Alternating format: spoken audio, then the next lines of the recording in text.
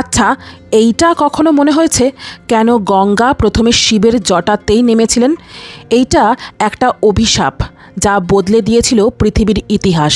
হাজার হাজার বছর আগে পৃথিবীতে রাজত্ব করতেন এক পরাক্রমশালী সম্রাট, রাজা সগর। তার শক্তি, ঐশ্বর্য এবং প্রতাপের কথা চারিদিকে ছড়িয়ে পড়েছিল। শত্রুরা তার নাম শুনেই ভয় কেঁপে উঠত। কিন্তু রাজা সগরের মনে ছিল একটি অপূর্ণ ইচ্ছা। তিনি চেয়েছিলেন শুধু একজন রাজা নয়, সমস্ত পৃথিবীর চক্রবর্তী সম্রাট হিসাবে নিজেকে প্রতিষ্ঠিত করতে। সেই উদ্দেশ্যে তিনি সিদ্ধান্ত নিলেন অশ্বমেধ যজ্ঞ করবেন। এটি ছিল এমন এক যজ্ঞ যার ঘোড়া পৃথিবীর যে পথে ঘুরে বেড়াবে, সেই পথের সব রাজাকেই দুটি পথের মধ্যে যে কোনো একটিকে বেছে নিতে হবে। হয় রাজা সগরের অধীনতা স্বীকার করবে, নয়তো যুদ্ধ করবে। যজ্ঞের দিন এসে গেল। অলঙ্কৃত একটি শুভ্র অশ্বকে মুক্ত করে দেওয়া হলো। রাজা সগরের 60,000 পুত্র সেই ঘোড়ার নিরাপত্তার দায়িত্ব নিল। একের পর এক রাজ্য পেরিয়ে ঘোড়াটি এগিয়ে চলল। কেউ যুদ্ধ করল না, সবাই রাজা সগরের ক্ষমতার সামনে মাথা নত করল। কিন্তু এই দৃশ্য দেখে স্বর্গলোকের দেবরাজ ইন্দ্রের মনে অস্বস্তি জন্ম নিল। তিনি ভাবলেন, যদি এই যজ্ঞ সম্পূর্ণ হয়ে যায় তবে রাজা সগরের খ্যাতি দেবলোক পর্যন্ত পৌঁছে যাবে। ঈর্ষা মানুষের যেমন সর্বনাশ ডেকে আনে, তেমনি দেবতাদের মধ্যেও কখনো কখনো অহংকার ও ঈর্ষার ছায়া দেখা যায়। ইন্দ্র এক গভীর রাতে অদৃশ্য রূপে পৃথিবীতে নেমে এলেন। তিনি অশ্বমেধের ঘোড়াটিকে চুরি করে নিয়ে গেলেন। কিন্তু সেটা কোথায় লুকিয়ে রাখবেন? তিনি এমন এক স্থানের খোঁজ করলেন যেখানে কেউ সন্দেহ করবে না। অবশেষে তিনি ঘোড়াটিকে রেখে দিলেন মহান ঋষি কপিলের আশ্রমের কাছে। সেই সময় কপিল মুনি গভীর ধ্যানে নিমগ্ন ছিলেন। তিনি বাইরের পৃথিবী সম্পর্কে সম্পূর্ণ অচেতন। পরদিন সকালে রাজা সগরের 60,000 পুত্র ঘোড়াটিকে কোথাও খুঁজে পেল না। তখন চারিদিকে শুরু হলো তল্লাশি। বন, পর্বত, নদী, মরুভূমি সব জায়গায় খোঁজা হলো, কিন্তু ঘোড়ার কোনো চিহ্ন নেই। দিনের পর দিন কেটে গেল। অবশেষে একজন রাজপুত্র দূর থেকে চিৎকার করে উঠল, আমি পেয়েছি, ঘোড়া এখানে। সবাই ছুটে গেল, দেখল এক নির্জন আশ্রম, সামনে অশ্বমেধের সেই ঘোড়া বাঁধা। আর একটু দূরে পদ্মাসনে বসে গভীর ধ্যানে মগ্ন কপিল মুনি। রাজপুত্রদের চোখ মুহূর্তেই ক্রোধে লাল হয়ে উঠল। তারা কোনো তদন্ত করল না, কোনো প্রশ্নও করল না, শুধু একটি সিদ্ধান্তে পৌঁছে গেল, এই ঋষি নিশ্চয়ই ঘোড়াটিকে চুরি করেছেন। একজন চিৎকার করে বলল, হে ভণ্ড ঋষি, রাজা সগরের যজ্ঞ নষ্ট করার সাহস তোমার কিভাবে হলো? আরেকজন বলল, ধ্যানের অভিনয় করে অপরাধ লুকাতে পারবে না। তারা কপিল মুনিকে ঘিরে ফেলল। কেউ অপমান করতে লাগলো, কেউ চিৎকার করতে লাগলো, কেউ আবার তাকে আঘাত করার জন্য এগিয়ে এলো। কিন্তু কপিল মুনি তখনও ধ্যান ভাঙেননি। চারপাশে উত্তেজনা বাড়তেই থাকলো। আর ঠিক সেই মুহূর্তে ধীরে ধীরে খুলে গেল কপিল মুনির দুটি চোখ। সেই দৃষ্টিতে ছিল না রাগের চিৎকার, ছিল না প্রতিশোধের ঘোষণা, ছিল শুধু এক অসীম তেজ, যে তেজ সহ্য করার ক্ষমতা কোনো সাধারণ প্রাণীর ছিল না। পরের মুহূর্তেই ঘটল এমন এক ঘটনা যা শুধু রাজা সগরের পরিবার নয়, সমগ্র মানব জাতির ভবিষ্যৎ বদলে দিল। কপিল মুনির চোখ খুলতেই চারিদিকে যেন এক অলৌকিক নীরবতা নেমে এলো। এক মুহূর্ত আগেও যেখানে 60,000 রাজপুত্রের চিৎকারে আশ্রম কেঁপে উঠেছিল, সেখানে এখন শুধু বাতাসের শব্দ। কপিল মুনি ধীরে ধীরে চারিদিকে তাকালেন। তার মুখে ক্রোধ ছিল না, কিন্তু তার তপস্যার অগ্নিতেজ ছিল অসীম। পরের মুহূর্তেই সেই তেজ চারিদিকে ছড়িয়ে পড়ল। এক ঝলক প্রখর আলোর মতো সেই শক্তি রাজপুত্রদের স্পর্শ করল। আহ! একসঙ্গে হাজারো কণ্ঠে আর্তনাদ উঠল। তারপর সব কিছু স্তব্ধ। এক নিমেষে রাজা সগরের 60,000 পুত্র ভস্মে পরিণত হলো। তাদের শরীর আর রইল না, রইল শুধু এক বিশাল ছাইয়ের স্তূপ। কপিল মুনি আবার চোখ বন্ধ করে ধ্যানে বসে পড়লেন। তিনি কাউকে হত্যা করতে চাননি, কিন্তু যে তপস্যার শক্তি যুগের পর যুগ ধরে সঞ্চিত হয়, তাকে অপমান করলে তার ফল ভয়াবহ হতে বাধ্য। এদিকে রাজপ্রাসাদে অপেক্ষা করছিলেন রাজা সগর। দিন কেটে যাচ্ছে, কিন্তু না ফিরছে তার পুত্রেরা, না ফিরছে অশ্বমেধের ঘোড়া। শেষ পর্যন্ত তিনি তার পৌত্র অংশুমানকে পাঠালেন। অংশুমান ছিলেন শান্ত, বিনয়ী এবং জ্ঞানী। তিনি ধীরে ধীরে সেই আশ্রমে পৌঁছালেন। দূর থেকেই তিনি কপিল মুনিকে প্রণাম করলেন আর নম্র কণ্ঠে বললেন, হে মহর্ষি, যদি আমার পূর্বপুরুষেরা কোনো অপরাধ করে থাকে তবে তাদের হয়ে আমি ক্ষমা প্রার্থনা করছি। কপিল মুনি চোখ খুললেন। এই যুবকের বিনয়ে তিনি সন্তুষ্ট হলেন। তিনি সব ঘটনা খুলে বললেন। অংশুমানের চোখ ভিজে উঠল। তিনি দেখলেন চারিদিকে শুধু ছাই। সেই ছাই তার 60,000 কাকার শেষ চিহ্ন। কপিল মুনি বললেন, এদের মুক্তি একমাত্র তখনই হবে যখন স্বর্গের পবিত্র নদী গঙ্গা পৃথিবীতে নেমে এসে এদের ভস্ম স্পর্শ করবে। অংশুমান মাথা নত করলেন। তিনি অশ্বমেধের ঘোড়া নিয়ে ফিরে গেলেন। যজ্ঞ সম্পূর্ণ হলো, কিন্তু রাজা সগরের হৃদয়ে আর কোনো আনন্দ রইল না। কিছুদিন পর তিনি পৃথিবী ছেড়ে চলে গেলেন। এরপর রাজা হলেন অংশুমান। তিনি বহু বছর ধরে কঠোর তপস্যা করলেন যাতে গঙ্গা পৃথিবীতে আসেন, কিন্তু তার সাধনা সফল হলো না। সময় কেটে গেল। অংশুমানও মৃত্যুবরণ করলেন। তারপর সিংহাসনে বসলেন তার পুত্র দিলীপ। দিলীপও একই লক্ষ্য নিয়ে তপস্যা শুরু করলেন। বছরের পর বছর কেটে গেল, তবুও দেবতারা প্রসন্ন হলেন না।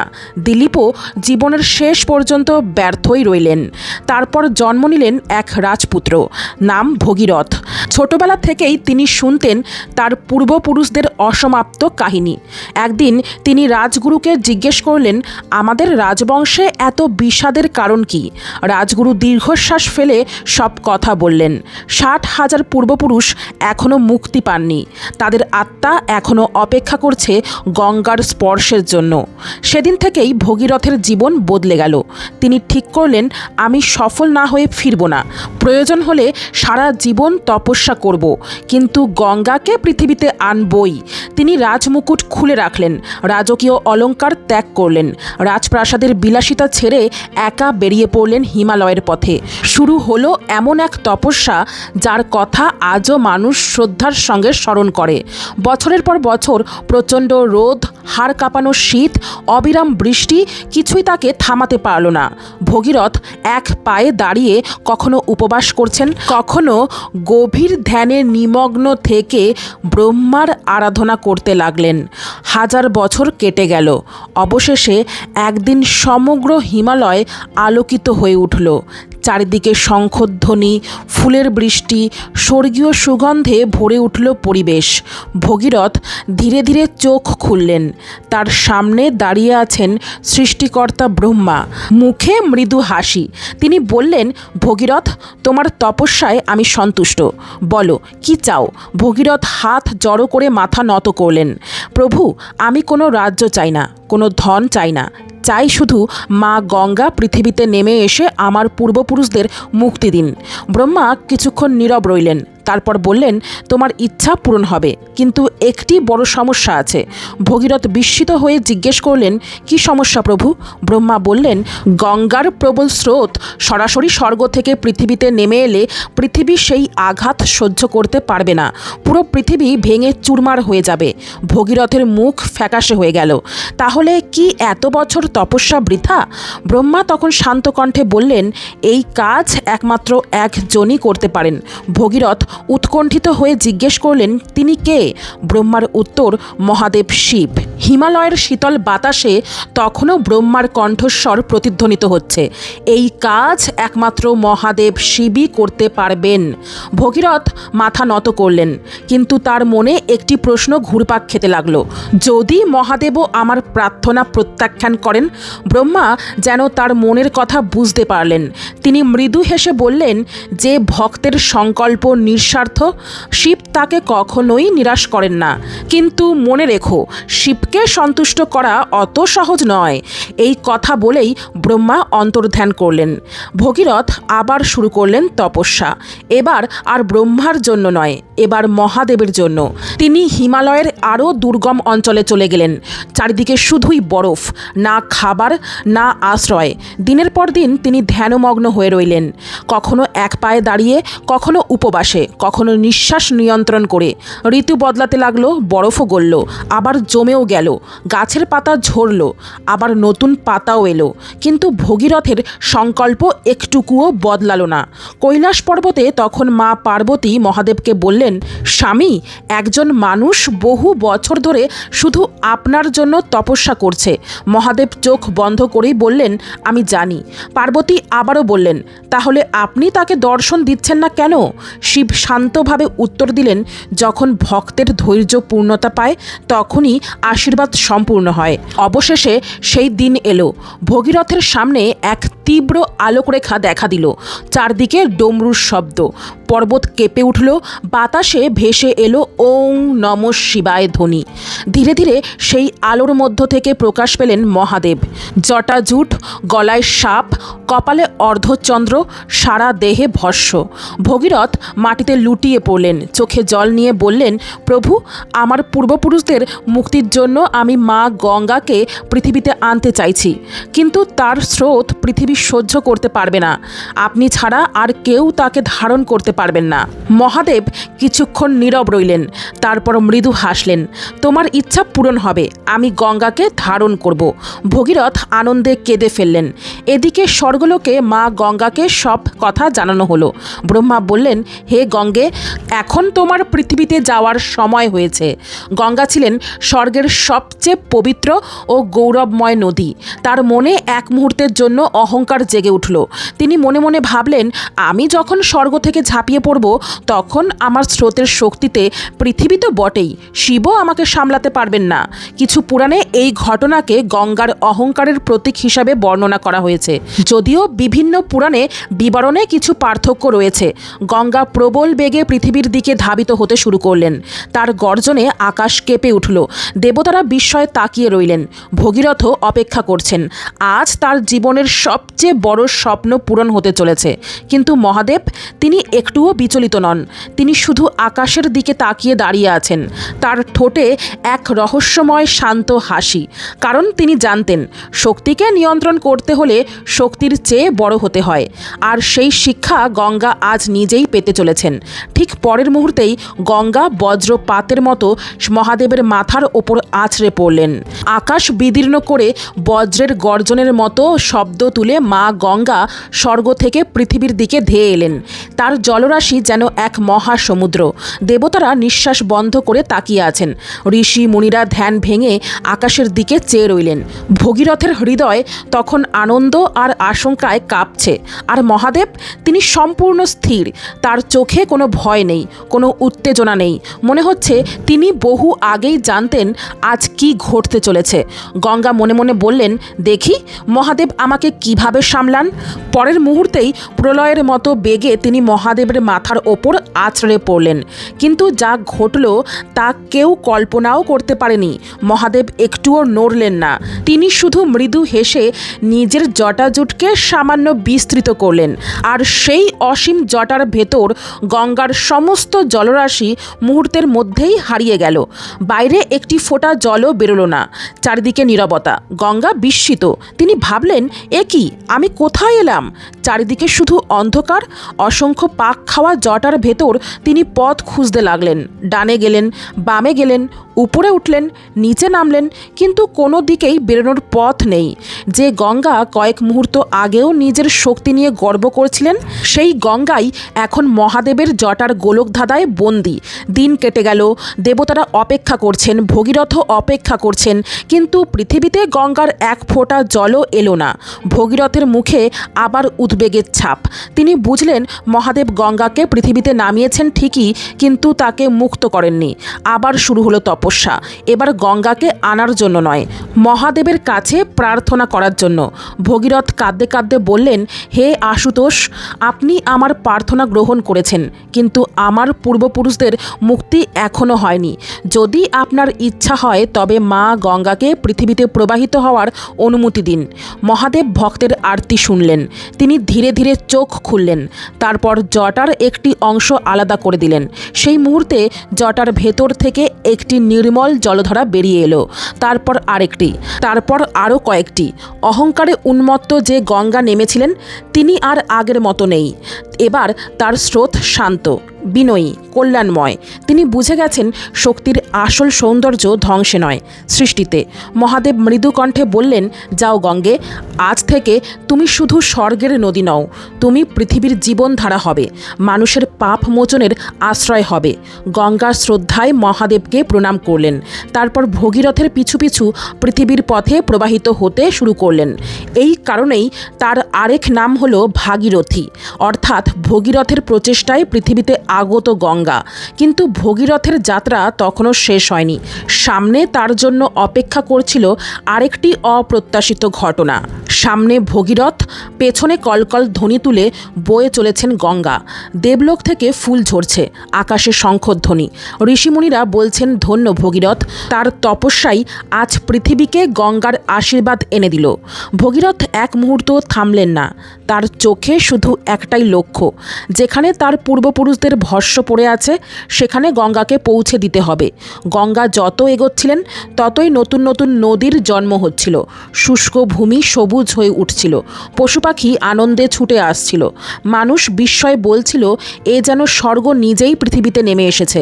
কিন্তু প্রকৃতির শক্তি যতই পবিত্র হোক, তার প্রবাহ কখনো কখনো নিয়ন্ত্রণের বাইরে চলে যেতে পারে। গঙ্গার প্রবল স্রোত একসময় পৌঁছে গেল এক মহান ঋষির আশ্রমে। তিনি ছিলেন ঋষি জাহ্নু। সেই সময় তিনি গভীর যজ্ঞে নিমগ্ন ছিলেন। যজ্ঞের অগ্নিকুণ্ড জ্বলছে, মন্ত্রধ্বনিতে মুখর চারিদিক। হঠাৎ গঙ্গার প্রবল স্রোত আশ্রমে ঢুকে পড়ল। যজ্ঞের বেদি ভেসে গেল, পবিত্র অগ্নিকুণ্ড নিভে গেল। আশ্রমের শিষ্যরা আতঙ্কে চিৎকার করে উঠল, গুরুদেব, সব ভেসে যাচ্ছে।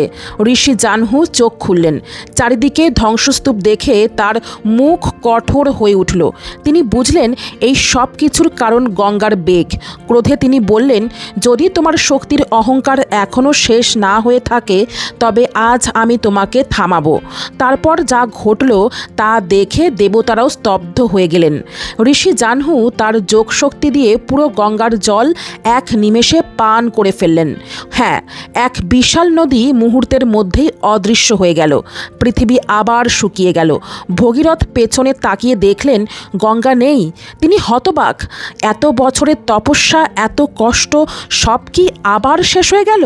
তিনি দৌড়ে ঋষি জাহ্নুর কাছে গেলেন, হাত জড়ো করে বললেন, গুরুদেব, যদি মা গঙ্গা কোনো অপরাধ করে থাকেন তবে তাকে ক্ষমা করুন। তিনি নিজের জন্য আসেননি, আমার পূর্বপুরুষদের মুক্তি দেওয়ার জন্য এসেছেন। দেবতারাও এসে একই প্রার্থনা করলেন। জাহ্নু ঋষির ক্রোধ ধীরে ধীরে শান্ত হলো। তিনি ভগীরথের ভক্তি ও উদ্দেশ্যের পবিত্রতা উপলব্ধি করলেন। মৃদু কণ্ঠে বললেন, যে নিজের স্বার্থের জন্য নয়, অন্যের মুক্তির জন্য সংগ্রাম করে সে সত্যি মহৎ। এরপর তিনি নিজের ডান কানের দিক থেকে গঙ্গাকে আবার পৃথিবীতে প্রবাহিত করলেন। মা গঙ্গা আবার কলকল ধ্বনি তুলে বয়ে চললেন। সেই ঘটনার পর থেকেই তার আরেক নাম হলো জাহ্নবী, অর্থাৎ ঋষি জাহ্নুর কন্যাস্বরূপ পুনর্জন্ম নেওয়া গঙ্গা। ভগীরথ আবার পথ চলা শুরু করলেন। এবার আর কোনো বাধা নেই। সামনে সেই স্থান যেখানে যুগের পর যুগ ধরে অপেক্ষা করছে 60,000 আত্মা। আর মাত্র কিছু দূর, তারপরই পূর্ণ হবে ভগীরথের প্রতিজ্ঞা। আর একটি অসমাপ্ত ইতিহাসের সমাপ্তি ঘটবে। অবশেষে ভগীরথ সেই স্থানে পৌঁছালেন যেখানে বহু যুগ আগে কপিল মুনির তেজে রাজা সগরের 60,000 পুত্র ভস্ম হয়ে গিয়েছিলেন। চারিদিকে নিস্তব্ধতা, মাটির ওপর এখনও ছায়ে স্তূপ, যেন সময় নিজেই সেখানে থেমে আছে। ভগীরথ ধীরে ধীরে হাঁটু গেড়ে বসে পড়লেন, দুই হাত জড়ো করে চোখ বন্ধ করলেন। তার দু চোখ বেয়ে অশ্রু গড়িয়ে পড়ল। তিনি বললেন, হে মা গঙ্গে, আজ আমার জন্য নয়, আজ আমার পূর্বপুরুষদের মুক্তির জন্য আপনার চরণধূলি এই ভূমিকে স্পর্শ করুক। মা গঙ্গা যেন সব বুঝতে পারলেন। তিনি ধীরে ধীরে নিজের স্রোত সেই ভস্মের ওপর ছড়িয়ে দিলেন।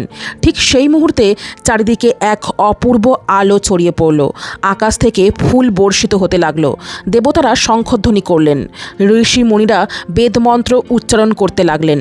যে ছাই যুগের পর যুগ নিস্তব্ধ ছিল, তার মধ্য থেকে একে একে আলোকময় রূপ প্রকাশ প্রকাশ পেল।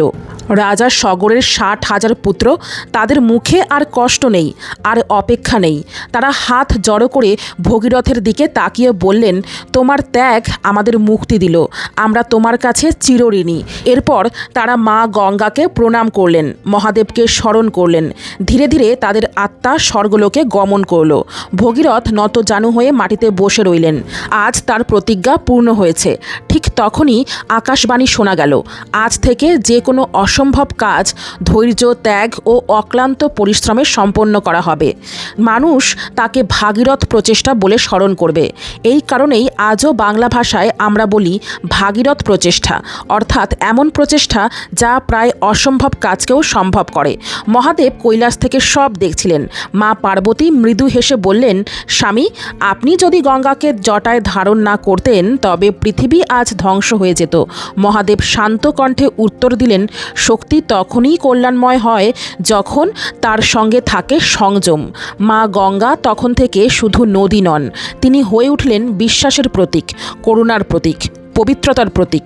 লক্ষ লক্ষ মানুষ বিশ্বাস করেন গঙ্গার জলের স্নান শুধু শরীর নয়, মনকেও শুদ্ধ করার একটি আধ্যাত্মিক প্রতীক।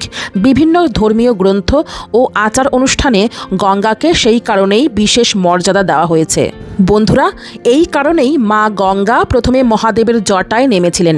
এটি শুধু একটি পৌরাণিক কাহিনী নয়, এটি ধৈর্য, বিনয় এবং আত্মনিয়ন্ত্রণের এক চিরন্তন শিক্ষা।